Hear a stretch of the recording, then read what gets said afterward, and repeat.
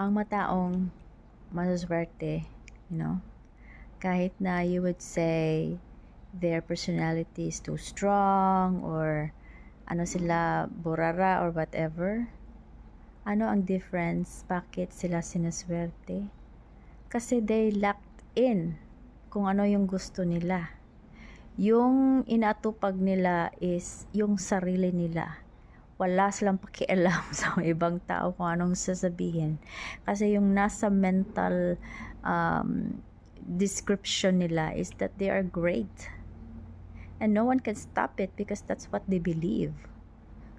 So, ako pa sa inyo, kung gusto nyo talagang maging maganda yung buhay nyo, focus kayo sa sarili nyo.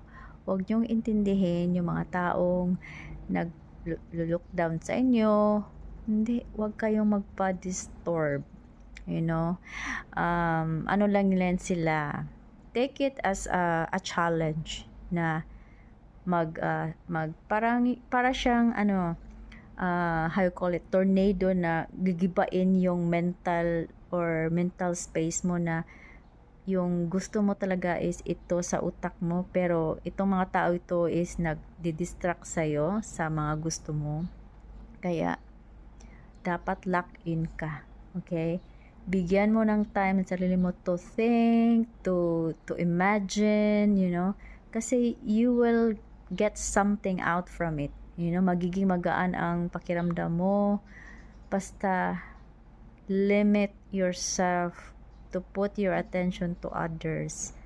Rather, put it in words to you. Kung ano yung gusto mo. Imaginein mo yan na sa iyo na yan. You know? Maging masaya ka na ngayon. Para kang dilulu. Yes, para kang dilulu. Pero, you know what? Why would you put your energy to others na hindi naman sila nagbibigay ng something sa iyo? Pero yung imagination mo ang nagbibigay something greater in you. So, anong pipiliin mo?